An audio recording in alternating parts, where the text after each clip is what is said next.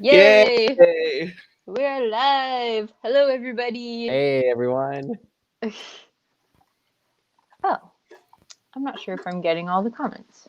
Oh, yes, I am. Okay, cool. Sweet. How's everybody doing? I would love to hear in the comments who has totally cheated, finished Oathbringer, and moved on to Dawnshard, and is her name Kristen?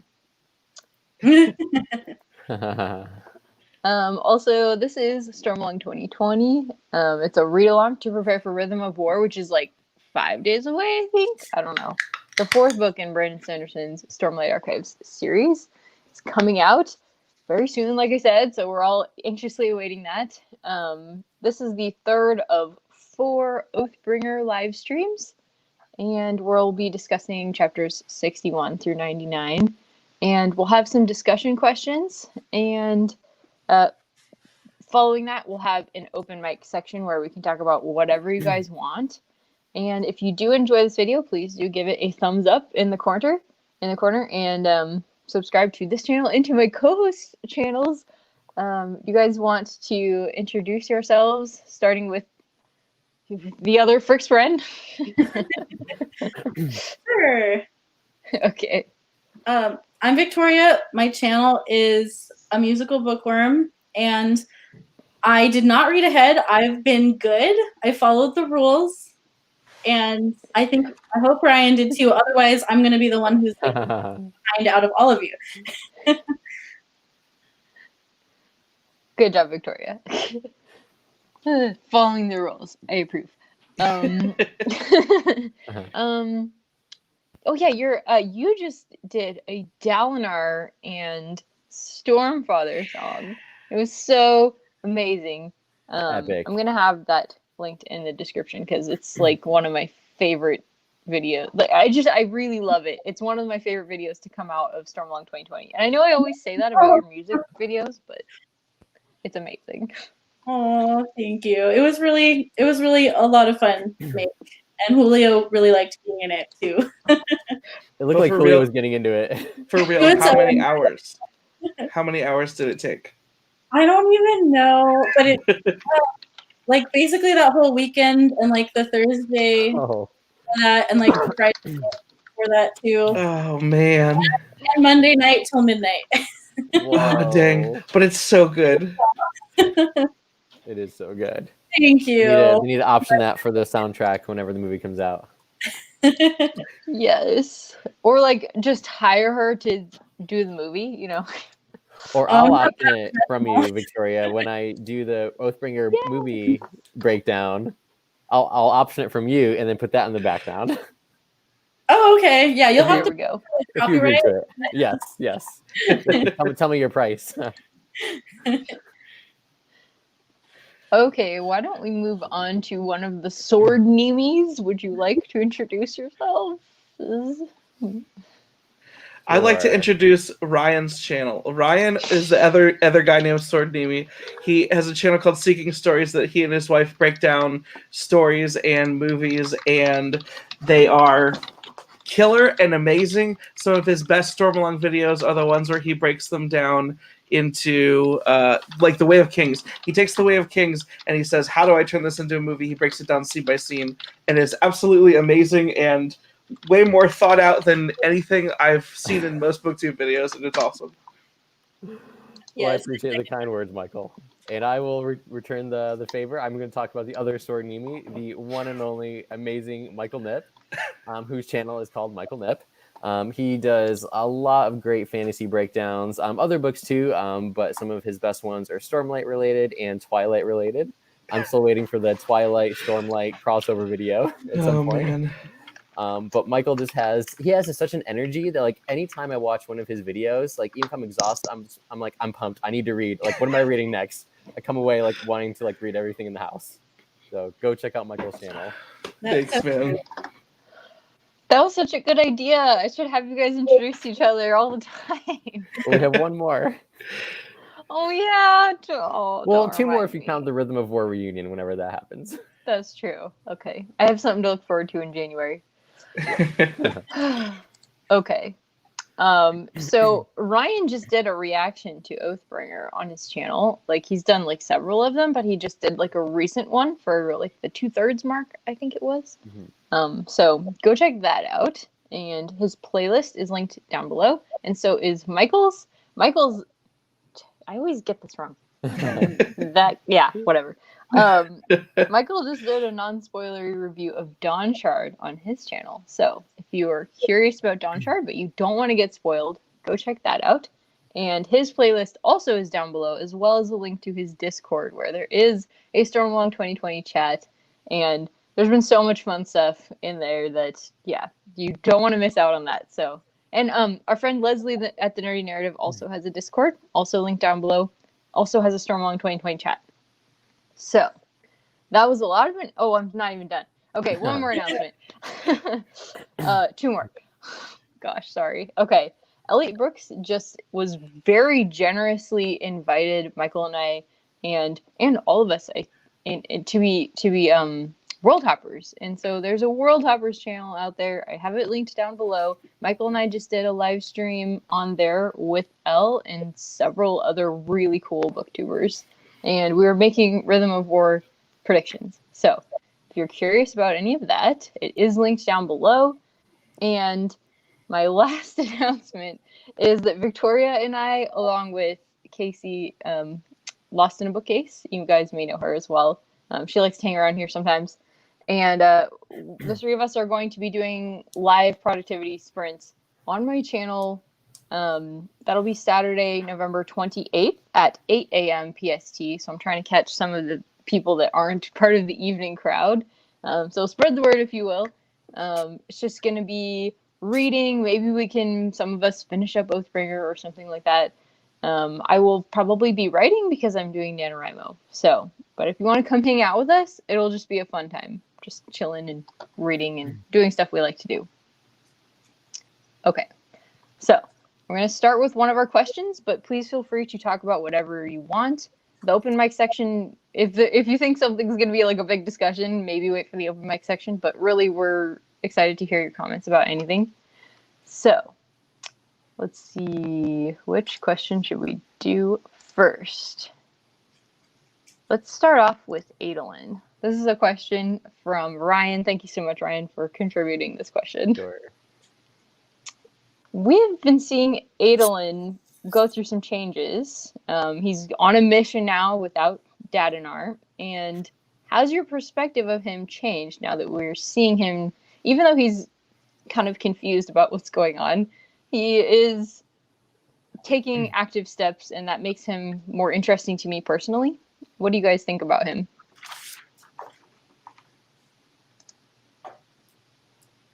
Who wants to go first? Ryan, you go first.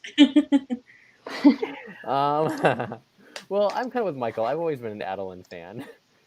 So, Leslie Moody said, Leslie's comment yesterday, the praise that she was giving Adolin in the stream yesterday was amazing. So I'm glad that you are a convert, Leslie. Nice. They're coming around slowly but surely. It's just fun because especially in the flashbacks, you don't see a lot of Adolin, but when you do see him, like in Dalinar's flashbacks, he's always training. And you get this idea that he is so much of like he has one skill that he's learned, and that is battle and strategies and tactics. And I feel like that's why like he seems so kind of like, I don't know, quasi-pompish in Way of Kings, is because he's in this scenario where he does go and fight, but then he just goes and like does nothing. Like that's all he knows how to do. So seeing him in a situation where he's forced to lead and like he says, okay, these are actual battle tactics. This is how we would do this. And then even though the mission goes wrong, he executes it. He has the presence of mind to, rescue Kaladin out of that hectic, stressful situation. It was so cool to see him in his element finally and seeing what he's good at. That's my take. That's a good take. Yeah. It was nice seeing him do something he's good at. Yeah. Even though, like you said, like now that he's in Shadesmar, he's like, what the heck's kind going of on? lost. Yeah. We all are. We're all like, what the heck is going on? Yeah. So true. I've even read it before, and I'm still like, what's going on? Shadesmar is weird. Not that I'm loving it, but sorry, go ahead. Oh no, No, sorry, I interrupted you. Adolin was definitely one of the characters that I didn't care about at all in like the first 2 books, and in Oathbringer I've grown to care about him. And yeah, same. I just think that he has so much more to offer as a character than I had really initially anticipated.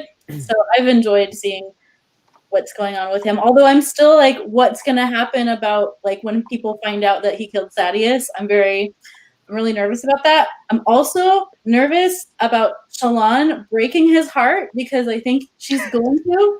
And I'm so sad for Adolin because we know that's coming. I think it's coming.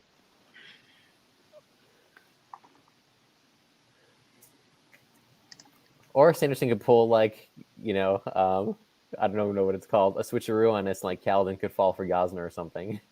that would be a weird relationship. That would be very, so very depressing.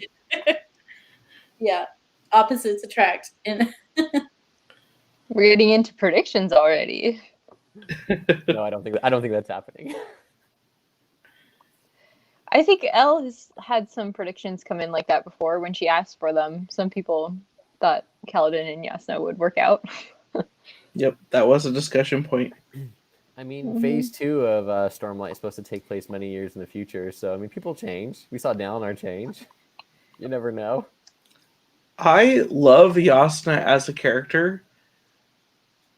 She seems like one of the potentially worst love interests in the entire world. Like, she is not very personable. She's not very kind. That'd be really bad news. Somebody like Kaladin who already struggles, that'd be rough. Yeah. Oh, that's true. get beat up all the time. Kaladin's like, I wish I could have saved them. And Yasna's like, you could have. Oh, that's a burn. Out. Oh my gosh, it's funny. Yeah. That reminds me of that 70s show when they had like the episode on burns. I don't know if anybody else has seen that. No, that sounds funny. It's very funny. Oh gosh. Okay. We have lots of thoughts on Adolin. Thank you guys for sharing your thoughts on that. Michael, you obviously know way more about Adolin having read the last 300 pages, but what's your take, forgetting that you have read the end of the book? Forgetting that I've read the end of the book. I mean, I feel like my thoughts on Adolin have been the most consistent throughout because I'd already read the book. I think that your point about him, he's kind of put all of his eggs in one basket. He basically knows fashion and fighting, and everything outside of that, he's kind of naive. So we get to see a little bit of that when he basically pulls Kaladin out of that, because he's probably, as someone that's been fighting in battles for a very long time, has seen people lock up like that before. And so we got to see a little bit of that competency, which most of the time we make fun of Adolin for not being competent. So I agree with everyone. It is nice. It cracks me up when Adolin like notes people's wardrobe choices, and will be like, "Hey, what do you think of that guy?" And he'll be like, "Oh, I like the cape." Like, Yeah. And there's Brando breaking the gender stereotypes again, as he likes to do. And how he takes the plate, like their safe house is his tailor. Like, that just cracked me up. yeah, that was awesome. Yeah, oh man. That was a great Adolin moment for me when I was first reading the series. I was like, he took that to his tailor? Oh my gosh. Yeah. That's a riot. Okay, I'll put up another question here, but if you would like to keep talking about Adolin, #Adolin, I'll take a look at your thoughts, and they may end up on the screen here. Okay, how about Shallan? We didn't get this was actually a question that Victoria proposed last week, and it has only become even more relevant, I think. Mm-hmm. So, are the many phases of Shallan helpful or harmful? Like, what do you guys think about them? Are they going to continue? Is she going to create more? Any predictions or anything? Welcome. Michael's laughing. Is there a good one? And that's just Leslie's hashtag not my radiant. Shallan she stresses me out. She's been stressing me out this entire book. It's not good for her. It's not good for the situations that she ends up in. She's like the most unhealthy in a book with Kaladin in it. She's still way more unhealthy than he is. She's like way more worse off as a person. Yes. Yeah. Who was it? Overdose Chill Pill said her personality stressed me out. They're like a ticking time bomb waiting to happen. And I feel like that's absolutely true. I agree with what Michael just said. Just like something's got to give at some point. At some point, she's not going to be able to keep all these things straight. She's not going to be able to keep her memories repressed. And when the right trigger happens, bad stuff's going to happen. Yeah. It will be sad. She is on the cover of book 4, so I'm sure that's significant. We think she survives till book 4. We do. But that wouldn't be such a Sanderson thing to do, put someone on the cover who's dead. He might do that. Yeah, I know. I made that question before we had learned a little bit more Shallan development, but I definitely was moved by Wit and his whole conversation with her. And just trying to tell her, like you're okay. You're not a monster. The rest of the world is the monster. It's not you. That was like just a really touching moment. And for him to just be like, stop being so hard on yourself. You're okay. And you have things to offer. Mm-hmm. And she just needs a hug. And Wit kind of gave her a hug there. I think he actually did. I think he did give her a hug. I think she hugs him in the beginning of the book, and he might hug her there. I think he did. I can't remember. Wit and Shallan's relationship throughout these books, especially when you get the flashbacks and Words of Radiance, they're really cute and cool and wholesome. Yeah, Wit's like her therapist. Yes. Yes. Speaking of therapist, Rich said, I think the Radiant support group needs a moderator who is sane. What character in this world could possibly be a good therapist? Because I don't think we've seen any. Lift, obviously. She would be perfect. Oh, man. I mean, Just Val has an answer. Wait, is the voice of reason? The world is crazy enough that he is the voice of reason.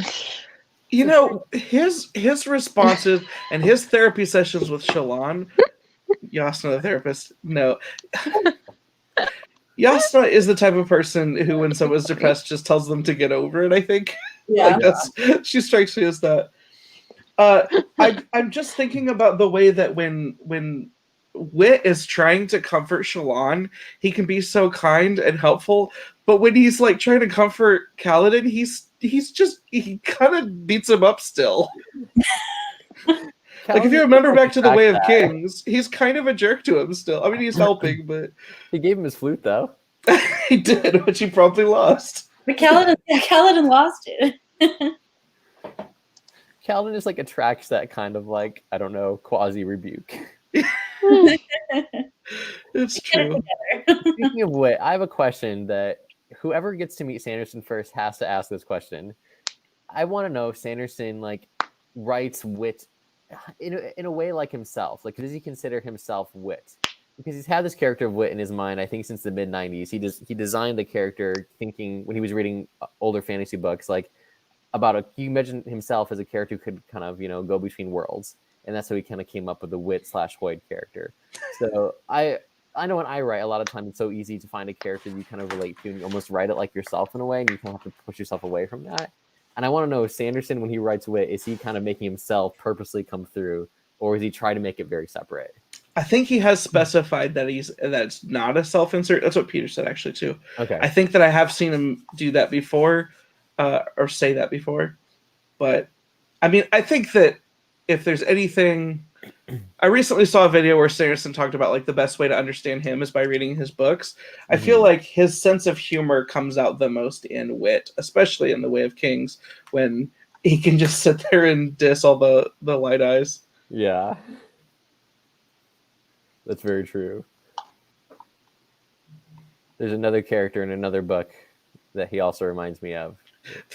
The different Shallans are useful.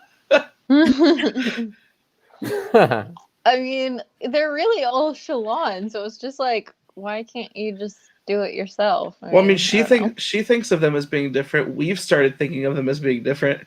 Like when we've talked about them in the past, I feel like we talk about Vale and Radiant and Shallan being different people.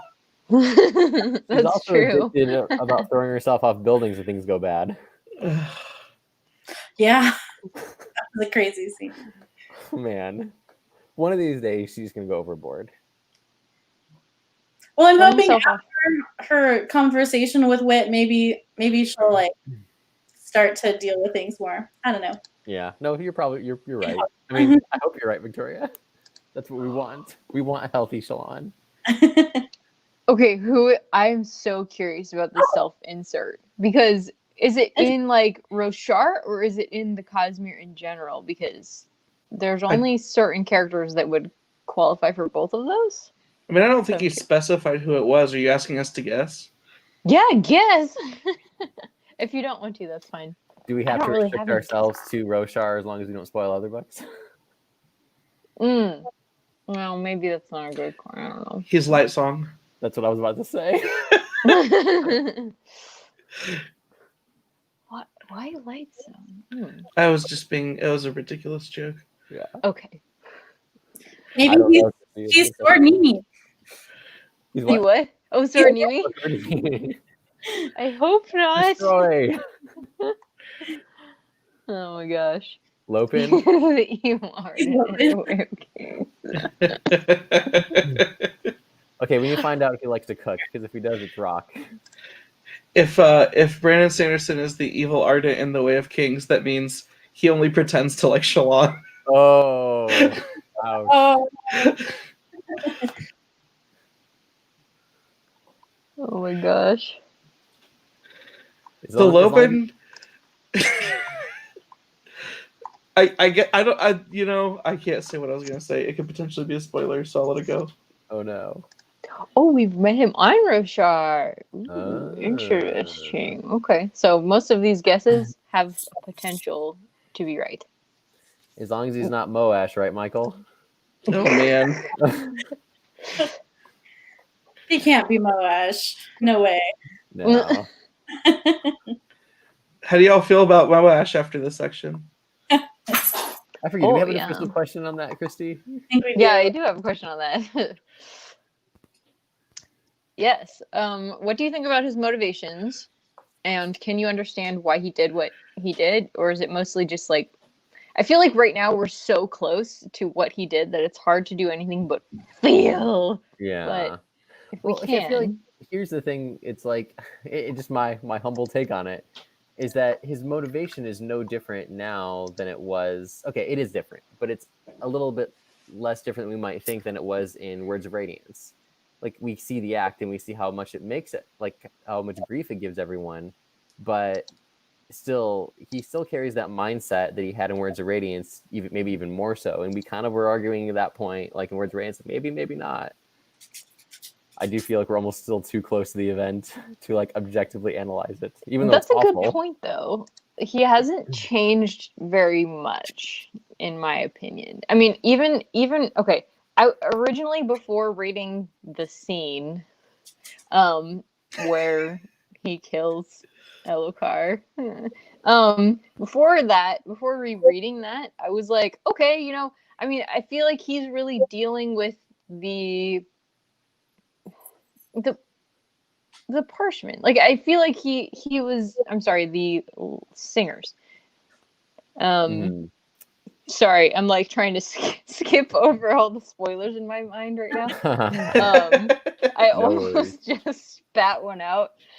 Oh my gosh. So Yeah, I feel like he's dealing with them in a really interesting way that not many characters are getting the opportunity to do. But after that scene, Elhokar was becoming a Radiant, and he killed him anyway. So it was really hard for me to sympathize with him after that. I still understand he thinks Elhokar was bad. I get that. Like, bad for the country, bad for everybody. Needed to be taken out. I get it. But I still just... He hasn't changed at all to me. Like, even the thing with the... singers, where he's trying to see from their point of view,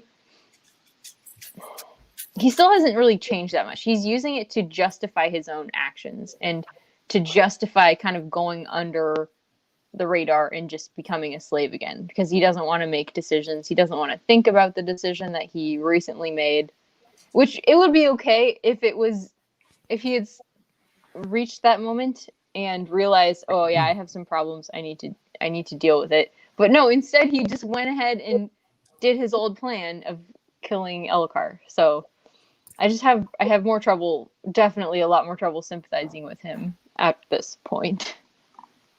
What really bugged me about that scene was that he did the Bridge 4 salute after he killed Yeah. Don't even go there, Victoria. Don't even go there. That's a real jerk move for sure. Yeah. Yeah, no, I'm not cool with him anymore. I was hoping Moash would have like some kind of redemption arc. Maybe he will eventually. He might. Anderson loves those. Victoria, I'd forgotten about that Bridge 4 salute. I think I like pushed it from my mind as soon as I read it. It was so like such a betrayal. It's so cruel. It's so cruel. It just like poor Kaladin. It just breaks his mind a little bit more, you know. Yeah. There was an interesting. It was Rita Reborn in the chat said, "How is what Moash did different than what Adolin did?" I think the difference is Sadeas was intentionally a very bad manipulator and betrayer and murderer, and Elhokar was unintentionally a really bad king. And then he was trying to get better. Sadeas, when Adolin kills Sadeas, he's literally like plotting on how to overthrow power in Urithiru. Moash wouldn't have known that Elhokar was trying to get better, but even I feel like unintentional screw-ups the way that Elhokar was, he's not justified, but he's not as bad as Sadeas. Adolin didn't premeditate it either. It just seems to sort of happen, and Moash definitely came to do that. He came. Oh, he full on planned the whole thing. Yeah. So to me, that's a big difference. I wonder what Sword Nimi would have had to say about both those situations. Oh, I think we know the answer. Throw in any character, you know what he would say. Leslie. Angela. Oh my gosh. Yes. Thank you. Thank you for sharing and coming by. You knew exactly when to come by. Yes. To voice that opinion. So, and I don't remember if this is canon. I don't remember if this is in the book, but I do know that I recently read that Brandon confirmed in a live stream that Elhokar was going to become the same type of Radiant that Shallan is. Can someone help? Is it a Lightweaver? Is that what they're called? Ooh, and the first truth he was going to have to admit was that he was a bad king. That was the first thing he was going to have to say. Oh. Well, I remember in Way of Kings, right near the end, there's like this little throwaway line where Elhokar admits to seeing symbol heads. Mm-hmm. He actually says it a couple times, I think, in the Way of Kings, but it's one of those things you would probably not pick up as much on at the beginning. Yeah. Mm-hmm. I remember that. And there's like a point where he sees pattern on Shallan's like skirt or something like that, and he's like, "That pattern looks familiar." Oh, he's like, even put that together. Yeah. Mm-hmm. Bearded Bookworm. Yes, Adolin was constantly fantasizing about killing Sadeas. That is a fair point. It's all throughout the Way of Kings, even, but I think it's when I read the Way of Kings this time, it was a lot easier to notice how much he constantly hated Sadeas throughout the entire series. Whereas it doesn't feel as crazy on your first read, but in your second read, you're like, oh, he really did hate this dude for a long time. Mm-hmm. I didn't really pick up on that. It's because the times that it comes up, Sadeas is being a giant jerk, so it makes sense. Yeah. Which is also why it makes sense that you would want him dead. Yeah, Leslie, we all fantasized about killing Sadeas. True. Actually, my thoughts leading into that moment was, I can't believe we're gonna have to deal with this guy for another book, and then Adolin solved my problem. Same thoughts. And when it got to that point when Sadeas was giving a little speech about trying to overthrow your theory, I'm like, we can't do this again. Not again. We appreciate you being here, Space D. Yeah, Sanderson always chooses to stream when we stream. But had we all, okay, I'm asking this question for the chat. Had everyone turned on Elhokar? Were we all starting to get behind Elhokar at that point? Because I totally was. I'm all about redemption arcs all the time. And he seemed like he was really trying. Which is why at the end of book 6, we're going to be singing Moash praises somehow. I don't buy it. Dude, I freaking hate, I've never been able to talk about it until this stream. I hate Moash so freaking much, dude. I understand him. I can empathize with his pain, but he goes about solving the problems in the worst possible way, and I hate him so freaking much. I know. And I know it's a completely different situation, but like look at like Gaz, who's from, you hated him not as much as Moash, but he's just a jerk in Way of Kings. So he's like a lovable character in a Oathbringer. I know 2 different characters, but still, Sanderson can make it happen. He didn't kill Elhokar though. I know. Still, there's hope for him. Maybe. Would Elhokar have made a good Radiant? Probably. I think he could have. He was on his way to try, and I think that's a huge part of it. Knowing now that he would have had a cryptic as his friend makes things even more interesting. Yeah, what does that look like? I guess we don't know any other Lightweavers. So I'm really excited to meet some more Lightweavers because Shallan is such an outlier in like every single way. I really want to know what other Lightweavers will look like. Go ahead. Most of the Radiants are damaged, but not all of them are damaged like Shallan. So what would a Lightweaver that's not Shallan look like? That's an interesting question. Ryan, I think you really hit on it on your video that Sanderson builds Elhokar up in our minds to, he's going to be a Radiant, to just make his death so much harder on us. I think that was just, like the knife twisting. I think you totally nailed it. It was so cruel. Sanderson's a jerk. I'm kidding. No, I when I was reading Mistborn and then when I'm getting back into Stormlight again, I'm starting to wonder if he likes hurting people. So not as much as Robin Hobb, but he really appreciates her work. So. But that's what a good writer does. Like they know how to pull on heartstrings and emotions. And you have to be, as a writer, you have to be willing to not just hurt your characters. It's hard to hurt a character, but make the audience care when you hurt a character, and that's hard. That's a good quote, Rich. Yes, I love. Oh, yeah. Okay. No, I'm sorry. I was looking at this. I really love what Rich just said right here. That's on the screen. But now I'll look for the quote. No, I was talking about that one. Sorry. Oh, you are? Is it a quote? Well, I mean, I was quoting him, I guess. He just said it. I don't think it's a quote from the book. Okay, sorry. Confusion. Yes, I really love that. That's so true. Oh, Bearded Bookworm says, how bad would Kaladin be if the Bright Lord has stuck his parents in jail to die like Elhokar did? That's a very interesting moral dilemma. Yeah. We saw the way that he treated Roshon, and Roshon was a jerk and bad to his parents, but he did not kill them. So it's not a one-to-one comparison. Like I said, I understand Moash's. Yeah, I understand his train of thought, but Moash does not believe in redeeming. So, yeah. I mean, Kaladin's brother essentially was. That's true. Fodder, like purposefully. So and that was Roshon's fault directly. Yeah, so he pretty much had something very similar to that, and he was feeling protective about his little brother too. Words of Rich. I like it. Nice. Rich is going to write our version of Words of Radiance. Yes. Yes. I don't know how many. It doesn't seem like a ton of innocents died because of him. Was there? I mean, there was like that. Like Dalinar made it pretty clear that was like a one-time incident. You could, okay, like how hardcore do you want to be about it? Because when you're the king of a nation, sort of everything bad that happens under your watch that you're not actively trying to change is on you. So, I mean, even to some level, Sadeas' betrayal is not entirely. Sadeas' betrayal is on him, but Sadeas' betrayal is also partially on Elhokar because he allowed that stuff to keep happening. He didn't keep everybody united the way that Gavilar had united all the High Princes. His reign was so weak that people were walking all over him and doing whatever they wanted to. So, like, there was that. There's compounded the idea of just, like, dumping bad leaders off on those small towns, like Kaladin's town. Like, he is responsible for a lot of bad things. I think it being done in ignorance does not completely forgive him, but it does allow us to be more okay with him trying to be better. The point about him changing because of other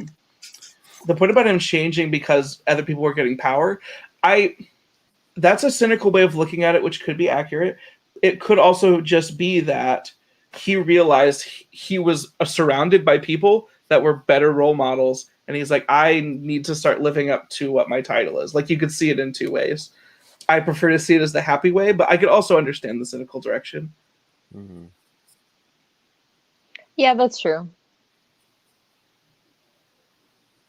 I think when I was first reading The Way of Kings, I was like, okay, Elhokar is irredeemable. What? So things just... You guys are so... Everyone reads books so meanly. Who thinks Elhokar's really dead? Oh, I think he's dead. I think he's totally dead. No, I'm kidding. Because they made it a point to say that Moash like held the sword, like stabbed him in the eye. Like he made it a point to, and then his shard blade I think disappears. Like they made it like he's dead. We just don't know about this new magic that hasn't come up yet about people coming back from the dead. Oh, I see. I don't know. Probably not. I'm just throwing out random things just for the sake of it. I mean, the heralds do, but it's different.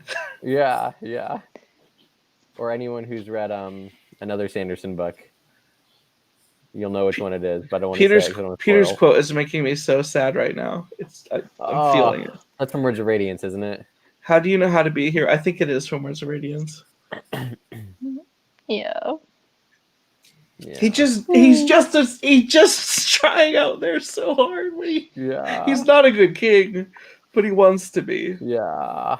It's so sad. Right after his wife goes to the dark side, he dies. Yeah. I mean, it wasn't like she just went to the dark side. True. Yeah. Okay, right after he found out. I mean. Oh. Frick. Dig it. You called? Just kidding. Go ahead. Oh, son of a gun. So I think I missed the time that we were actually supposed to talk about this because I don't remember what interlude this was in. But there's the interlude where we get to view Kholinar before we go to Kholinar. It might have even been in Words of Radiance. It is in Words of Radiance, yeah. And that one priestess is like, yo, this is really jacked up and corrupt. And she... Yeah. Mm-hmm. I didn't talk about it in my video, but like that scene, I think intentionally is very much supposed to mirror the Reformation, like the Catholic Church. Like Martin Luther, like she nails she literally nails the problems on the wall, and then she freaking gets destroyed. Like I feel like that was a very intentional thing that was supposed to be a throwback to that real life historical event. And I meant to make a video about that and forgot, but that reminded me of it because we see that she has been bad for that city, presumably ever since Elhokar left. Yeah. No, that's so true. And technically, she could have been bad before that because if you remember back to the Words of Radiance prelude, Yasta was trying to kill her or get her killed.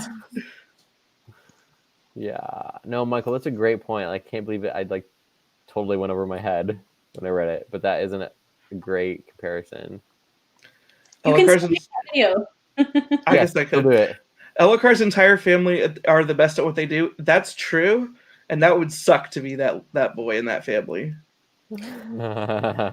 Yeah. Okay. So I'm confused about what happened with the little boy because, like, did he die too? I think they just like pushed him to the side, but like, I is think son's the answer is you don't have any idea. I Okay. thought I remember like the priests or whatever, those people, they picked him up, or some part of the bad guys picked him up and carried him away. It's the last thing I remember. Okay. I don't remember. But It's we a didn't. good thing to think about because it's scary Yeah. as crap because he's just a little boy. Yeah. Baby Gavinor. So I predict he'll come back as an adult and like go kill Moash or something. Frick! Peter, what are you trying to do? Bum me out? Man, dude, he was With all the trying. quotes. He's trying so hard, dude. So Victoria, maybe it's the Elhokar's kid and Kaladin's little brother do a little team up. Yes. Revenge. Yeah. Does anyone remember Kaladin's brother's name? No. TN2. Little Tien. Oh man, no, yeah.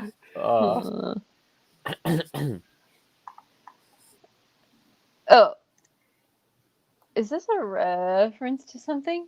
Because like there was a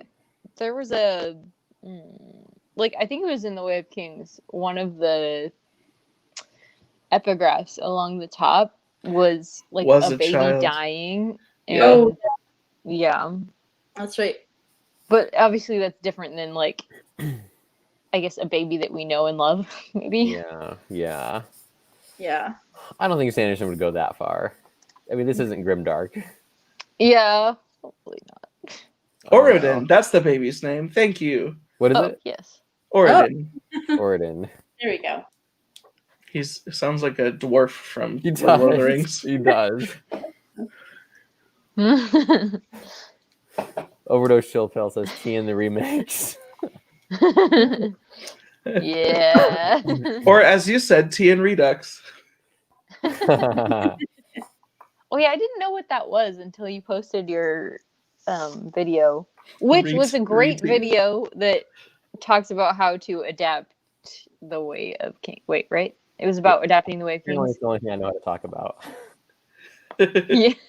Okay. Yes, it was like a redo of that. Yeah. I'd never seen that term before, though. Is that a Redux. common filmmaking term? No, I don't know where I heard it. I think it's French, which I can't speak any French.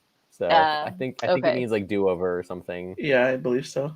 Oh, okay. I wouldn't have even known it was French. This isn't grimdark. Dalinar enters. Okay. Oh, that's true. He killed a lot of Oh, that was children. this section, That's- wasn't? Yeah. That's what Reader Reborn was referencing, which I know because I know he does not like Dalinar anymore. Okay, that makes sense. Yeah, Yeah. that's a. He's killed children. We've heard them dying. Yeah. Yeah, that's Not- heavy. he killed his children. He killed his wife. Not his children, but he killed his wife. Though it wasn't intentional, he did do it. He did do it. That's a I real do- rough part to read. It's crazy how like Sadius is like his cleanup boy. He's like, Dalinar made a mistake. Sadius is gonna go fix it. Oh, Frank. Sadius would have probably just done it anyway. Probably Dalinar would've. Dalinar was in a rage. Sadius would have been like, no, this is my calculated plan.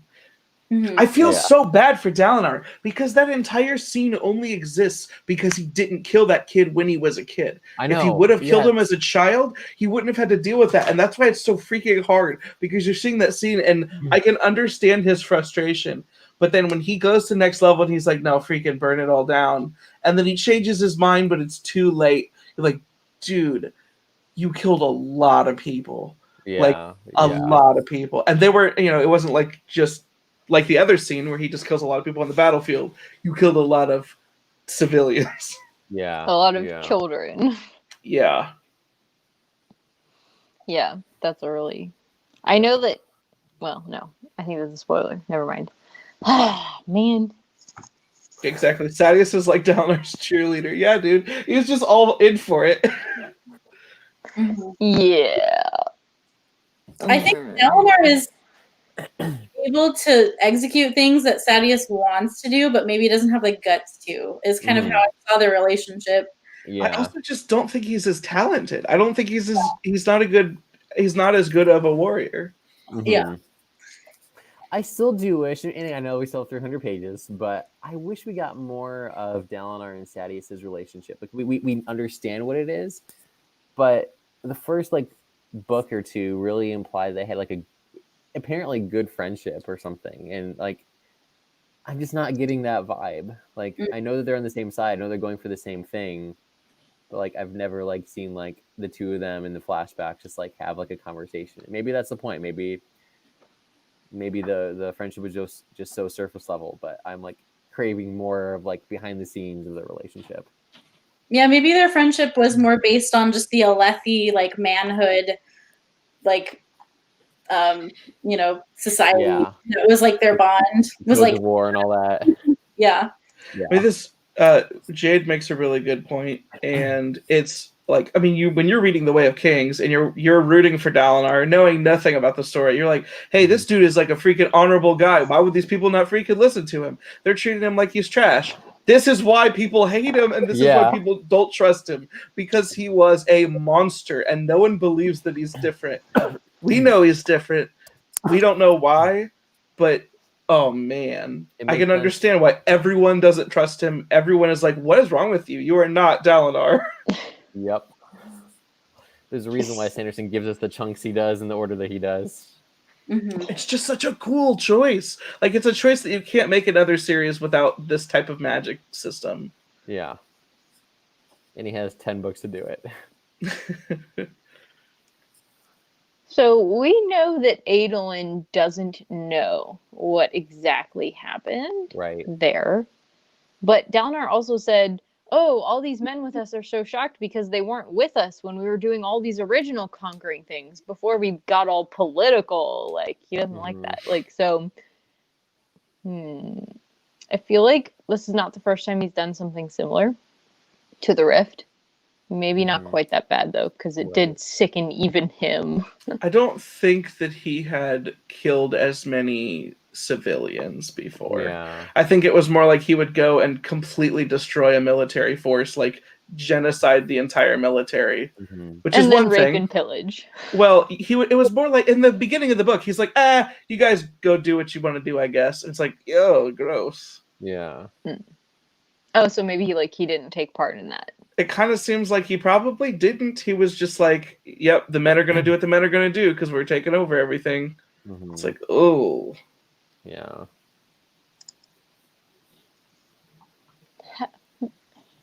How so? Thank you for bringing up all of these things that I think I disagree with, because it's fun to argue with you. Only as bad because he had to compete with Dalinar. You mean because he wanted to have more power as a High Prince? Or you could argue at least that they were agging each other on in a way. I think is a similar way to say that sentiment. But then Dalinar changed completely.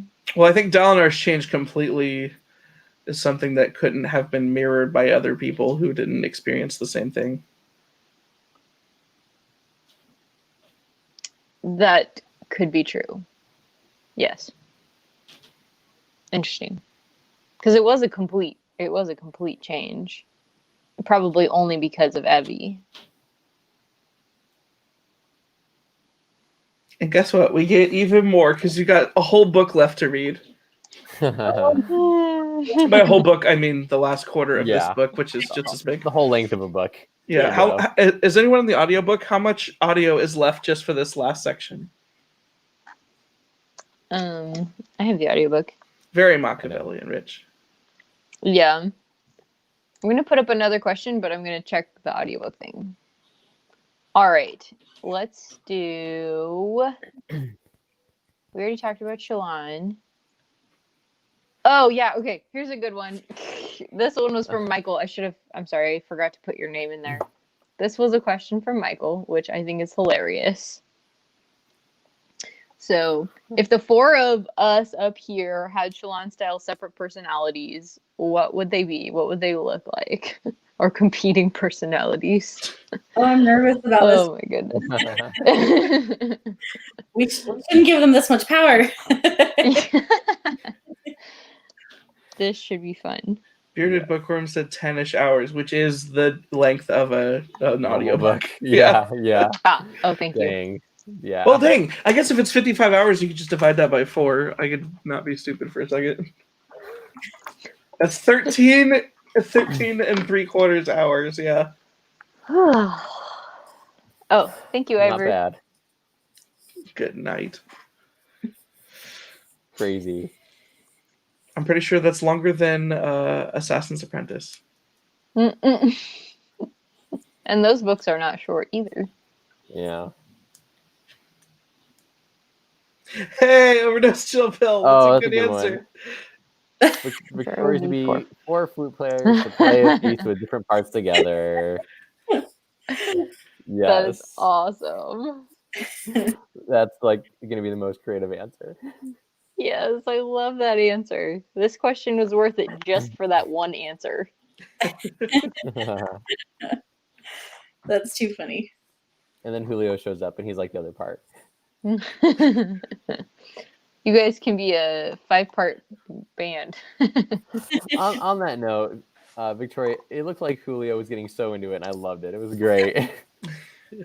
He was super Did you have to like give Julio any of the story so he could fully understand Dalinar and the Stormfather? No, actually, no. I told him like go for like a Dream Theater vibe, which is a band that he loves, and he got it. I was like, Nice. I think Dream Theater, like epic. Dream Theater does these like stories. They have an album like that's basically a fantasy story called The Astonishing. So I just told Julio like That's like crazy. and he got it. That album is insane. What's it called one more time, the album? It's called The Astonishing. It has like a whole story that goes with the whole album. Okay. About, like, it's like a sci-fi universe kind of thing. Yeah. It's really meta in a cool way. Yeah. Nice. Neat. It's also like, what, 3 hours long? Something like that? I don't think it's quite that long. Oh, okay, I thought it was really, really long. It has like Act 1, Act 2, like a play or a story. Post-it writer and the post-it cleaner upper. But the post-it cleaner upper, how often does the post-it cleaner upper come out, Christy? About once a year. Nice. Oh my gosh. How many post-its do you have right now? How many quotes do I have? How many post-its? I have not done as many on Oathbringer because I've been primarily listening to it. So I had a lot on Words of Radiance. That was insanity. Yeah. Michael's are 4 gamer archetypes. So what are the gamer archetypes? I don't know anything about video gaming. Michael, I'm not sure. So like I'm pretty sure that if I were to be split, like one of mine would be like a super gamer, and then one of them would probably just be like, could you dump all of your worst traits into one of your own personality types? Like, what would that look like? Like, there's just one guy that's constantly making fart jokes, and that's like what that's him. Oh man. My brother. Oh, there you go. A new one that likes chocolate. That was funny. See, I think that they have to be part of me, and 0 parts of me like chocolate. Oh man, that's still crazy.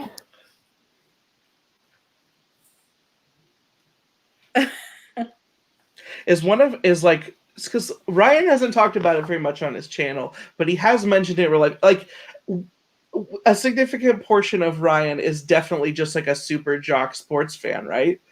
Like that's the thing. I do love the NFL. Yeah, that's pretty much it. I like a little bit of college basketball, but I'm kind of obsessed with the NFL. Nice. I think one of Ryan's is just Steven Spielberg. Like Ryan just becomes Steven Spielberg. I told the group before, and I said I wasn't going to say it. So my team is the Indianapolis Colts, and they play on Thursday night once a year, and that's tonight. And I do have the game on while I'm doing this. But I couldn't tell you the score because I haven't been paying attention because it's too much fun. Oh yeah, dad jokes. The one that doesn't appreciate good puns. That's just okay. Legitimately, if I were to split into personalities, one of them would be a really grumpy old man. Ask Christy how many of the random boxers that she gets from me are just me complaining about something in the world. It happens. Nice. More puns. Peter coming in clutch. It's halftime. I won't ask what the score is.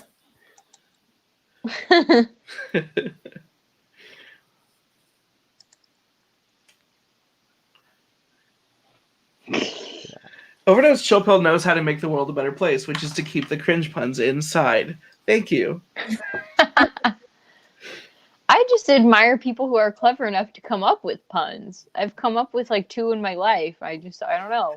I can't seem to do it. I had an awful pun at the end of the last live stream. I didn't say it because I know Michael would have just died, and I can't remember what it is now.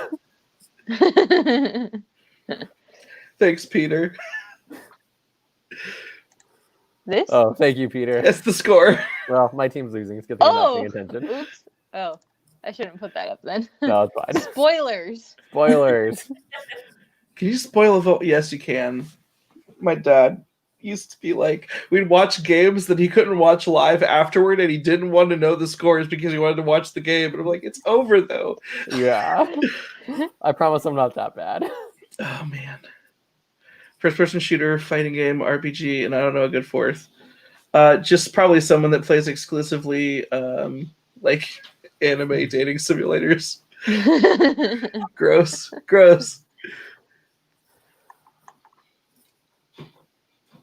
feel I like am Victoria's not have very to have funny. some.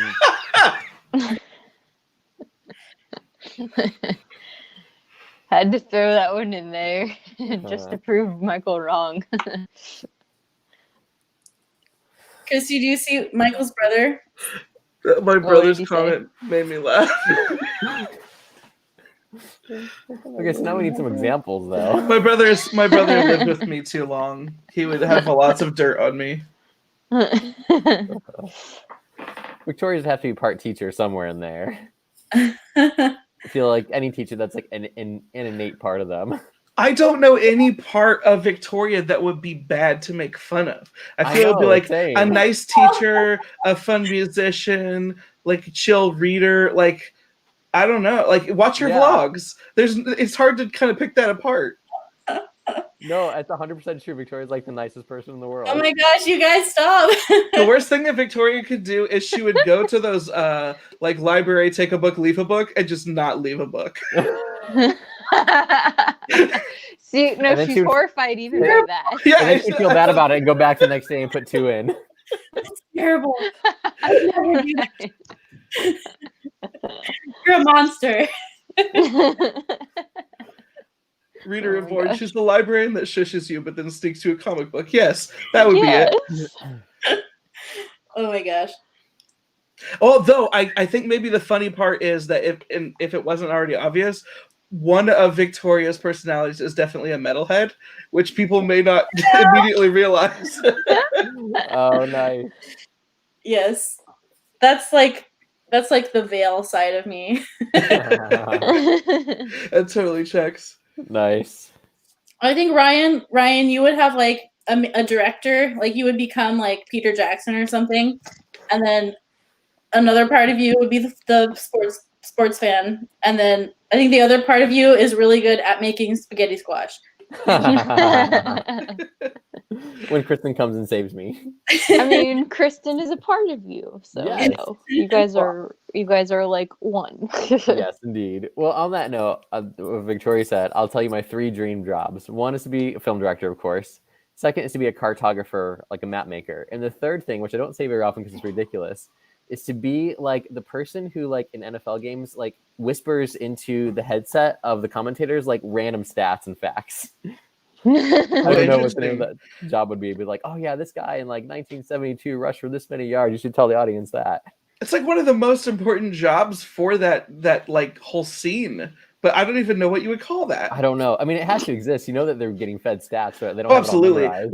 Whether it's in their ear or on a pad or something, like they are Yeah. definitely just constantly getting fed those stats. Yeah, I don't know. It's what one of that my favorite probably- things about sports as someone that doesn't like watch sports as much. I'm like, how in the world do they have all these on lock like that? Yeah, I couldn't tell you, but it's incredible.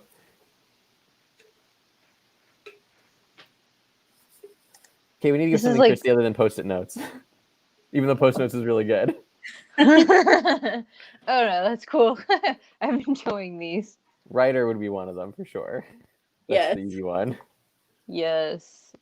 I do feel like I have a split personality sometimes because I'm like, I want to spend time writing, I want to spend time reading, I want to spend time editing my videos, and now I have a job editing videos like for a different channel. So yeah, I'm split a couple different ways. And I just want to talk to my friends. So I have like a lot of splits.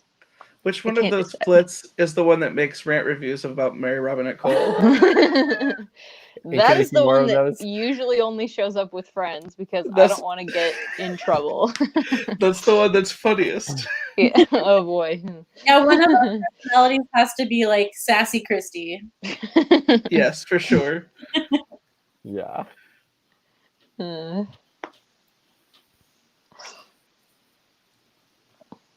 Wow, Rich says, Okay. I have a nephew who was born for the stat master job. The kid is 5 and can recite entire seasons of football scores. What? Dang. Nice. That's crazy. That's That is crazy. That's some good parenting right there. I would say that both of my kids could do 10 football signals before they turn 2. Nice. Oh my goodness. That's my claim to fame. Let's do some predictions and theories. I know some of the Did some Victoria- people who... Sorry, go ahead. It's not like Victoria just flipped a notebook. Do you have a whole page of theories? I have half a page. Heck yeah! Nice. Heck yeah! Share them all. They're probably nothing. No, yay, share Victoria, them. Don't downplay yourself. I gotta get my poker face. Hold on. I know. Right? Okay, I'll cover the screens. I can't see Mhm. Michael or Christy. Okay, get your poker face. I mean, one of them we already talked about, and so one of my theories is that Elhokar's son is going to grow up and kill Moash. We could have already talked about that, though. So we'll find out that one in about 10 years. Yeah.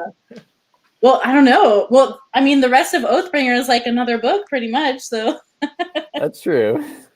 maybe he'll grow up in the last quarter of the book. Victoria, Christy had to stop here because the next chapter is 10 years later. Oh, After wandering through Shadesmar. I'm kidding. oh, is it? Is it not? Okay. Is Rich No. correct? Are you two the only people involved in this conversation that have not finished the book? I bet we are. Yeah. Oh Is no. there anyone? Yeah. Is there anyone in the chat who has not finished Oathbringer yet? Victoria, I was good like you. I read the last chapter we were supposed to read this morning. I'm Nah. beyond proud of you people because I don't think I would have been able to do it. Part of it's time, though. Like, I mean, I would have been able to do it for the last section because I feel like I was really slow. But as we're getting near the end, I don't know if I'd be able to do it. so this is what I did because I did want to keep reading. So I spent the rest of my little free time this evening doing finishing Warbreaker. So that's done. Nice. Because everyone's been saying you have to finish Warbreaker before Dawn Shard. So it's done. Well, Good job. I'm not gonna get to Warbreaker before Dawn Shard at We all. can Like, read. We can read. We can read. yeah, I'm just too slow. No. I don't think it's like necessary yet. But I mean, soon, if I maybe. Warbreaker now, I just won't read Rhythm of War probably until like 2021. So that's the choice I have to make. So I my don't think- predictions. Oh, sorry. Go ahead, Michael. I was just gonna say I don't think you strictly have to. I just think it would be handy. But go ahead, Ryan. I'm still struggling with this one. I think part of the reason why it was maybe easier for the first 2 books is I took detailed notes, and this one I haven't taken a single note or a single sticky note or single tab. It's just been like reading like at a crazy pace. So I feel like I'm not picking up like on all the crazy foreshadowing. So I'm sure I've missed some things that would help.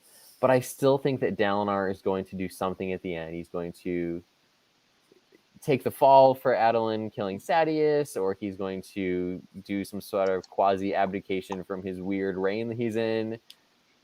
I don't know, but I feel like the book is going to end with Dalinar not in charge. I feel like in my reasoning for that is you have Way Kings and Words of Radiance, you knew that there were these books in the actual world called those things. In Oathbringer, we have not seen that book. So my thought is at the beginning pages of Oathbringer, the beginning chapters, we saw little clips from the Oathbringer book. I think that's Dalinar's memoirs that he starts to put together at the end of the book. That's my biggest theory. I can see that. But every time I talk to, especially Michael's like, man, it's just crazy what happens in the last like 200 pages. I'm like, I don't even know. Like that is honestly throwing me a little bit. Yeah, I know. I have a feeling everything's just going to turn upside down.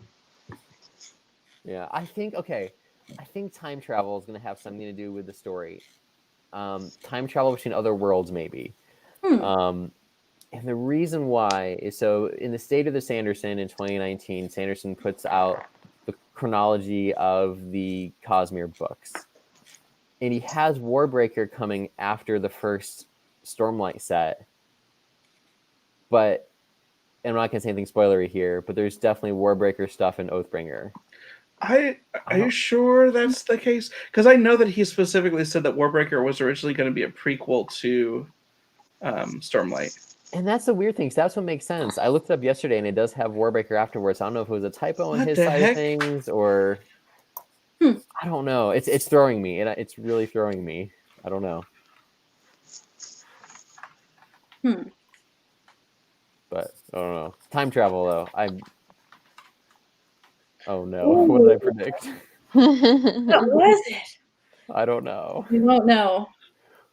Well, I guess I'll know on this weekend. I think Szeth is going to rebel against these people he's with. Who are they? The Skybreakers. I think he's going to like way surpass everybody, and maybe he's because it seems like the Skybreakers are really into the law, and they're into just like following rules and justice for justice's sake. And to me, it seems like Szeth is more of a thinker in like moral terms. Like he really struggles with morality. And I'm predicting that Szeth like breaks away from the Skybreakers or something, and then like goes off and like maybe joins Kaladin and them, because I just want him to, but I know. I want him to be a good guy. Well, in the I think it was the second to last chapter we had to read for today, when the Herald is like, hey, I gotta tell you 2 deep secrets. And like, okay, what are those 2 deep secrets? Like before you decide to swear the third thing, whatever, I forget what it's called. The very important thing they swear, ideal. So yeah, I don't know what's up with that, but yeah, I think that could be something related to what you're saying, Victoria. Maybe he learned something and is like, I'm gonna do my own thing. Maybe not. Yeah. But yeah, I agree. Something weird is going on there.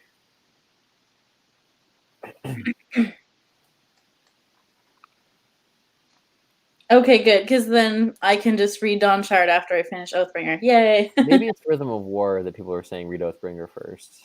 I recommended that since you were already most of the way done with Warbreaker, you should definitely finish before Dawn Shard. Okay.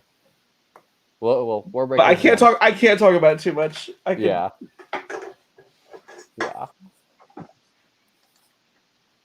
I will say this, because it's non-spoilery. If you're looking for a Sanderson book that feels like a normal book, normal length, read Warbreaker. It's the most normal it gets, as far as like compared to other big Sanderson books. Okay. Man, now I'm wondering if I should read it before Rhythm of War. Dang it! Every time I think I can move on. I would say whatever you want to do it. It will make sense otherwise. And if you either want to catch something on a reread or just find it out in the wiki later, that's fine too. Yeah. That is a nice thing about Sanderson's. Like, yeah, the Easter eggs and such are a lot of fun, but you don't need the other stories to enjoy the current story. just now reading Dawn Shard was the first time that I read a book and felt like I could make some of the cosmic connections myself, and it did enhance the experience for me. So I understand why people try to push that. But honestly, it's a lot of books, and if you're like, I really just want to read Rhythm of War right now, it's not worth reading the like 10 other books you have to read. But because you can read Rhythm of War now, read the other 10 books you need to, and then be ready for book 5. Yeah. We got 3 years. I'm going that direction. Christy, Stormalong 2023. Yeah. Woof. Just wait, guys. Just wait. So we're doing this every 3 years until 45. Did I just commit to the Everstorm that is Stormalong 2023? Oh, you committed to this when you announced Stormalong 2020. Oh no. You can't get out. Michael, our kids will be grown and we'll still be doing Stormlight live streams. Frick! Oh my gosh. Molly will probably be out of the house by the time the 10th freaking book comes out. Frick! Wow. Oh man. And reading her own Stormlight books. What the crap? Why is Ryan always got to drop crap that messes my head up? Once a live stream, it has to happen once every live stream. Oh my goodness. What the crap? But it wasn't as bad as last time. No.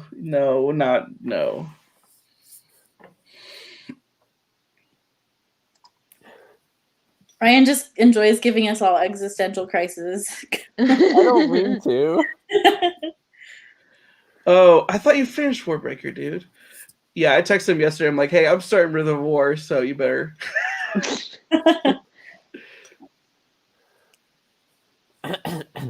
Oh, she can buy me the leather bounds when they come out for Father's Day. Aww. That's kind.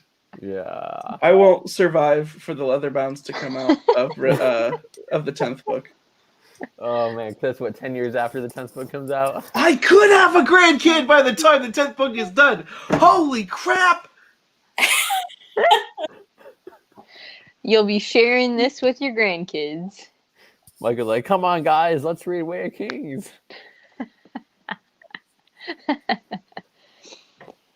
They're gonna watch like stream. They're gonna be like, "Wow, Dad, you were so young back then." The best thing is that they'll be able to go back and watch his videos since he has analysis. Yeah. Like YouTube will be around that long. I do have something different by then. Oh my word, that's so freaking weird, dude.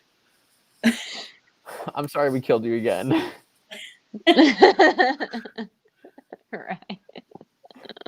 Oh my gosh. Yeah.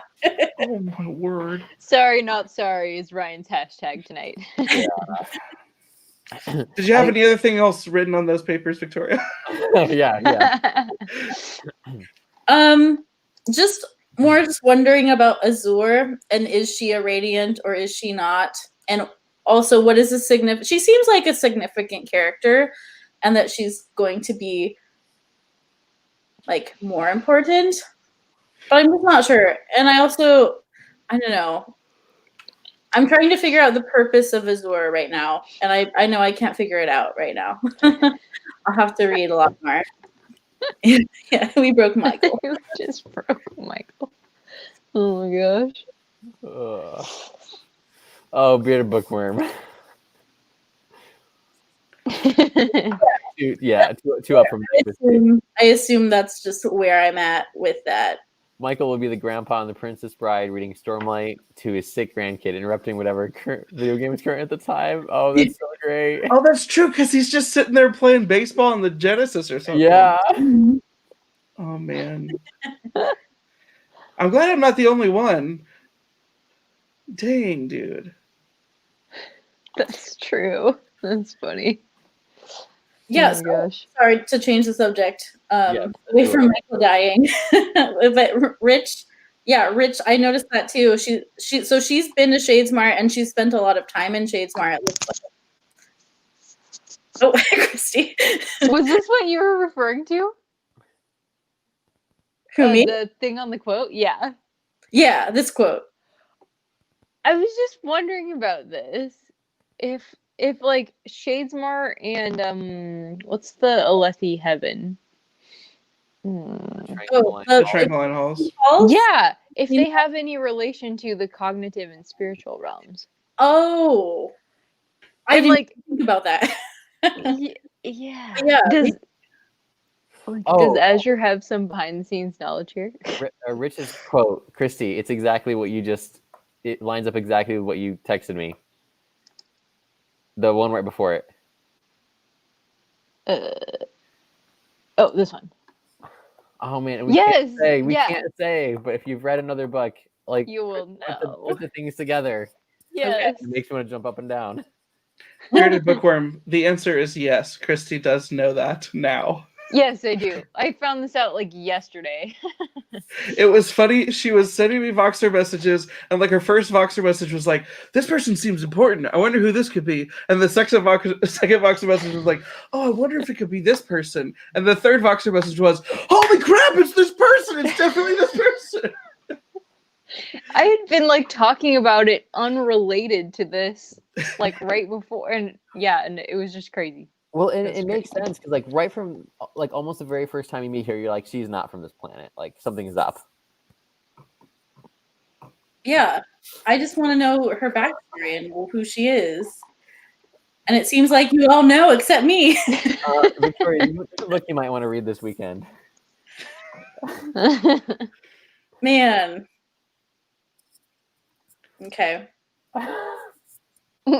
Oh, that's funny. Oh, What's your brother, Michael?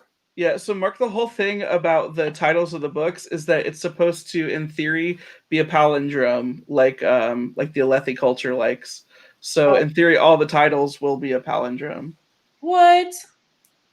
Wait, really? I didn't know that. Yeah, that's the current thing. Is that like Sanderson confirmed or? I feel like it was, but I feel like it was because everybody talks like it is. Huh. What's the rumor book 5? It's something stone. I think. oh, really? I've heard it, but I don't remember what it is. Ooh. Y'all are up on the news. You guys are killing me. Victoria is the next one down. Then it's just me and Ryan to duke it out. Oh, Bearded Bookworm says Oathbringer may have messed it up, probably because Oathbringer is one word. Yeah. Oh. We always write OB, but I'm pretty sure that Oathbringer is one word in the series. Yeah. Yeah. Interesting. That's true. Man, I can't remember what it was because it's supposed to be Zeth's flashback book. I think book 5. That's the current is that Zeth's flashback, yeah. Yeah. Oh, that's exciting. Yes. We've been waiting too long for that. I know. And the He's people who, one of my favorite characters. yeah. Well, and imagine the people who like started Way of Kings 10 years ago. They've been waiting a really long time. Mm-hmm. Stones Unhallowed. Yes, that's it. Oh, Stones I did hear that. Unhallowed. And I assume makes sense for him. Zeth. Yeah. Yeah, that makes sense. Yeah. Yep. Yeah, because the other stone is Doors of Stone. That's the third Patrick Rothfuss book. That's the Rothfuss one, yeah. Yeah. My writing. Oh, go ahead. Sorry. Oh no, this is just blowing my mind. I just didn't know this. Wait, which part? This palindrome thing. Oh yeah. Yeah, the word is Ketek, is what it's like at the end of is it the end of The Way of Kings or the end of Words of Radiance where it talks about that? I can't scoot over the like 3 feet to my bookshelf to look.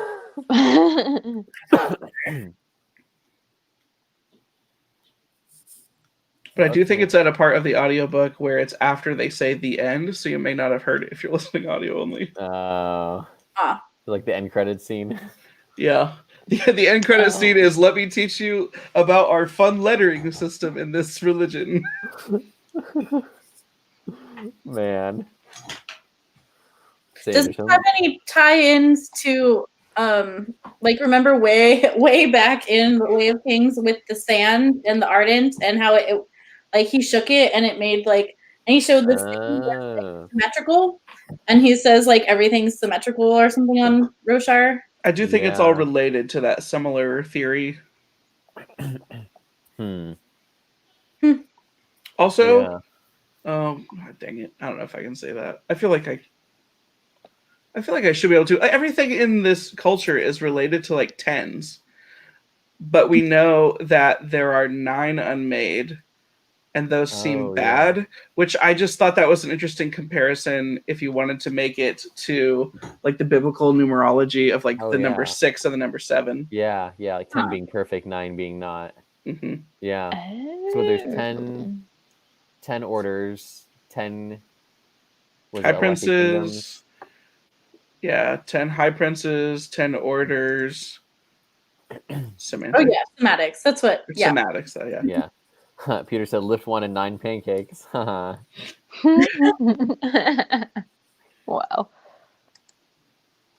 That's interesting. Lift 1 and 9 pancakes. And then at some point you have to ask, when are we reading too far into things?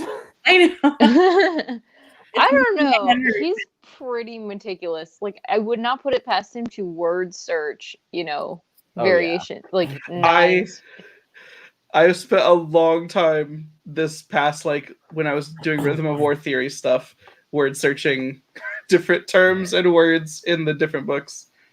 Nice. Yes. I would not put it past him to do that to his own manuscripts. Or for somebody to, because he has so many, like, people who read his works, so they will, like, look for that stuff. Yeah. Speaking of Sanderson, Victoria, do you want to share what you learned about Sanderson's daily schedule? I think it was you who found that out, right?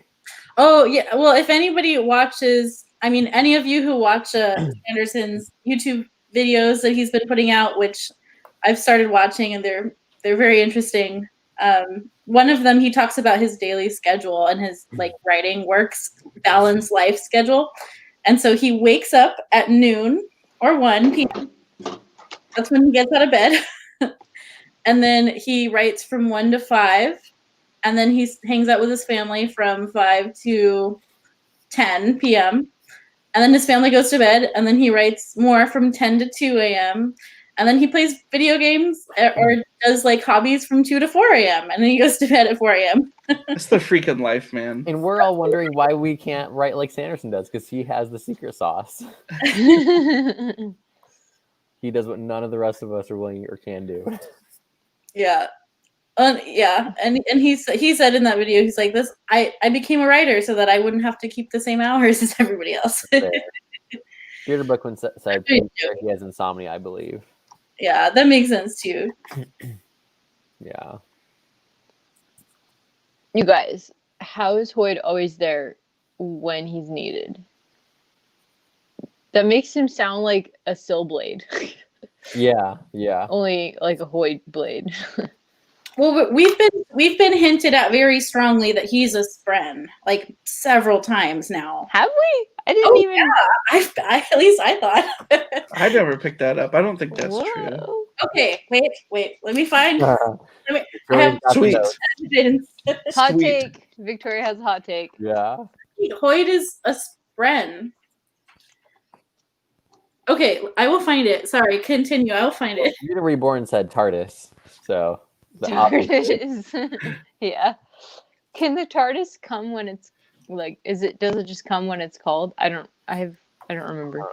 Here's the thing, guys. I feel like we're not going to find out till the Dragonsteel trilogy comes out. That's supposed to be his backstory, right? Yes. Which one is?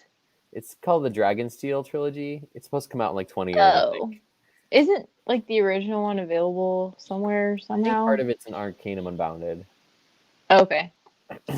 Oh, okay. So one of the places is Pattern notes that he says he feels like one of us. So that was my first clue.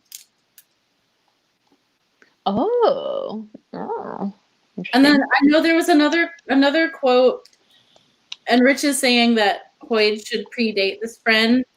There was another one, I forget who says something about him being a really ancient Spren. But there's been a few places. So I'm over here thinking he's like just a super old friend. Oh, yes, your quote is confirmed. Yeah, it was Pattern says that. I'm pretty sure. It's complicated, yeah.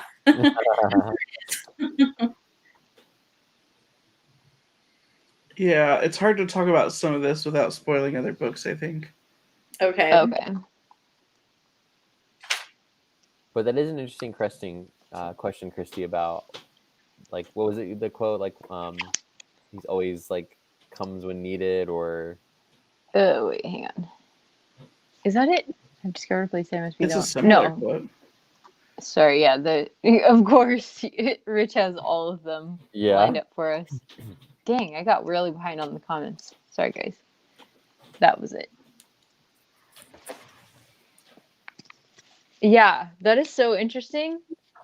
I don't know what Hoyd is. It kind of reminds me of. I just read this book. Oh shoot! I did a review. Oh, never mind. It would be too long to explain. It was an arc that I just read, and Marie Brennan, that was her name. She wrote a book with a character that was just like he just existed for forever, and I don't want to spoil anything. Spoilers. If you all want, are the worst. I'm sorry. Like trying to talk around them. Hoyd is a people too. Hoyd is a people too. Yeah. I missed that. Oh, there I'm we just go. saying we've had some references from other friends saying like he feels like one of us. So I don't know. I think I feel like I know a little bit about Hoyd, but not enough to really consider a spoiler. But on your note, Victoria, I feel like because Spren are from Honor, right? I think. Some or I Honor think are. Spren, Some of them. All of them. but then like Odium Spren aren't. Yeah. Like the gods of the world. I feel like Hoyd has some sort of connection to them somehow, and that's why they have that familiarity. That's my theory. Yeah. Maybe. I don't know. I'm sure it's way more complicated than we could figure out tonight. Yeah. We just know that Hoyd hops worlds. He's a world hopper. Yeah. Hey. I like your theory, Victoria. That's a fun one. Even if I don't think it's true, there is got to be some significance because it sounds like there's multiple quotes related to that same thing. Mm-hmm. There are. Yeah, no, it's definitely significant somehow. Sanderson's just not telling us yet. It sounds like other people do know, though. Bearded Bookworm says he's jumping up and down, freaking out, wanting to spill all the things. We'll do it in Michael's Discord, like Rich suggested. We can have a spoilery discussion. There'll be walls of black text. Yeah, maybe Hoyd is a shard piece or something. Because we don't know what all the shards are yet, right? No. I That's am true. super confident in the fact that if you go to the wiki and you look up the shards, there's a lot of question marks. Fair enough. So apparently people know stuff from somewhere. Maybe from the words of Brandon or something. Or just like secret histories or like, I don't know, lots of other places. Well, I read that and I don't know. I don't remember very much, apparently, from my first read. Oh, Dale said maybe he's the Allfather, not dead. Oh. Interesting. Didn't he say he wasn't a god? He did, but he's also wit. I feel like we saw a quote that somebody put. I think Rich posted a quote already. Maybe, frick, my brain is in places. Maybe it's a spoiler. I can't say it. I've been reading way too much from way too many places in this series. Yeah, I'm sure this is super, super difficult. Well, hey, just think of it this way. So probably at the next live stream, we'll all have finished Oathbringer and read Rhythm of War, so we'll all be on the same page. I don't know what Rhythm. Oh, yes, this too. I know, Christy, you said you had seen a Herald this time around. Yes, that I you- wanted to share it on the Stormlight Archive, the Rhythm of War predictions, but I didn't. So you know that guy, the beggar in a bar that Dalinar met after what happened at the Rift, and he was really depressed, and he was just like drinking to forget everything. Yes. I forget what his name was. It was something really short and simple, Ahu or A something, and he just had these weird random visions that he was talking about, or like words that he was saying, and he sounded a lot like Talon, but like, yeah, not quite. Like he wasn't just repeating the same things over and over. Like he had a conversation with Dalinar, but I think that guy's a herald. That's my opinion. Okay. Yeah. No, I buy it.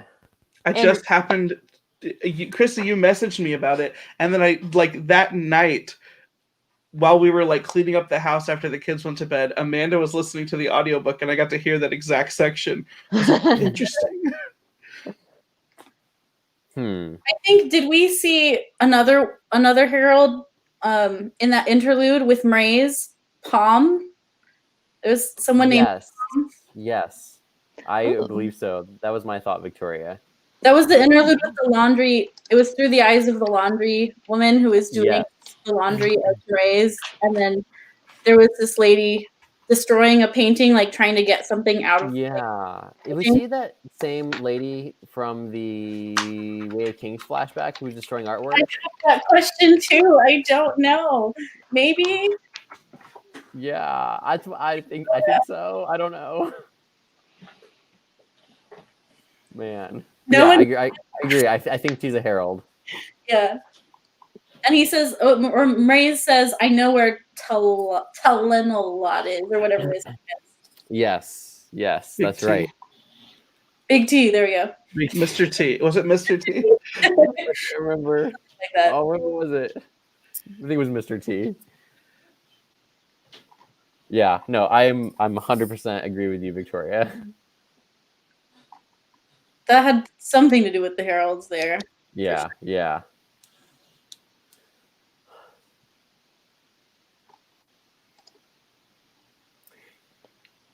Can you link those to me afterward? Because that seems handy. Yep, there's a party in Michael's Discord all the time. It's probably going on right now. Yep, probably. I had to close Discord because it distracts me too easily during the live streams. Okay. It's pretty late, so I should probably close this up, even though this is really fun and interesting. As always, oh man, just wish we could keep talking. But this is not one of our extended overtime ones. Maybe next time. We'll see how everybody's we feeling. We do that at the end of a book, right? What is the date for the next one? December 3rd, I think. Thank you, Ryan. Because normally it would be in 2 weeks, but that's Thanksgiving. Right. And we skipped so I think a we week. decided to go one more week. Yeah. Yeah. December 3rd finale. It's our final live stream. Oh, but we'll be back for Rhythm of War wrap up, right? Yes. Wait a second. Hold on. I'm double checking the schedule. Hang on. I may December or 3rd. may not be available for that stream. We'll see. Oh no! Oh my gosh, that would be very sad. Nip, what are you doing to us? Maybe if I have a freaking laptop by that time, I might be able to do it regardless. We'll see. Or else Christy will have a scheduling crisis. Well, yeah. So I was going to say this earlier, but Victoria, if you wanted to read Warbreaker, we could always push out the Rhythm of War live stream until you're done. Like we could push it to like that to you guys. I'm not. No, I wouldn't. Well, it's not even scheduled yet, Yeah, so it's super loose. I probably won't finish Rhythm of War till end of December, honestly. Oh yeah, Michael's no, me gonna neither. finish it next Wednesday. You know it's true, Michael. Not that fast. I think I would die if I read it that fast. But I will I try just to read finished it that fast. once. I did Inheritance in 2 days. and it killed me. Oh my word, dude. Oh, dude. That's I too was much. teaching and I was in grad school and I had like a weekend to read it when it came out. So it came out, I made Oh sure my all my grading was done, and I read it nonstop on a Saturday, Sunday, and then went back to normal life. And it was nice to get it done, but I could tell you nothing about it now. I also don't think it's worth it. And I didn't dislike that book by any means, but it probably was not worth that. Couldn't tell you. Don't remember a thing. I remember how it ended, but that's it.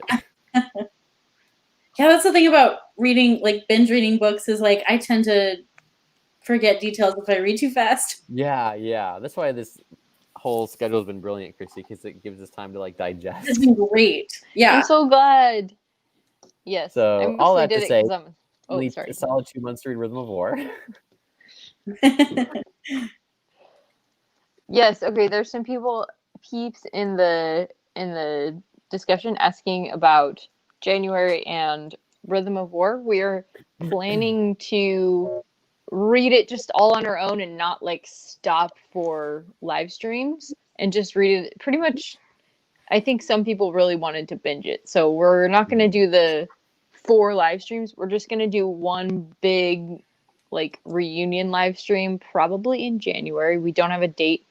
I'll probably set the date before our finale live stream on December 3rd so that we can announce it to everybody. But Announce yeah. it to the world. Yeah. So, but with all that said, it is time to let you all go to bed.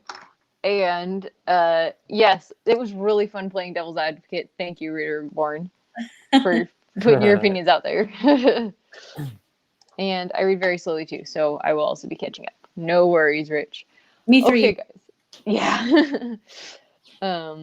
Okay, so I will hopefully see you guys at the read-in with the live reading sprints that we're having with Victoria and I. That is, what day was that? 28th? Yes, the 28th at 8 a.m. right here.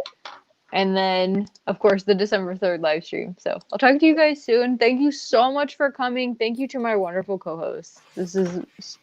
It would not happen without you guys. Thank you. As always, thank you for putting it together, Christy. Thank you, Christy. Yes, of course. It's a blast.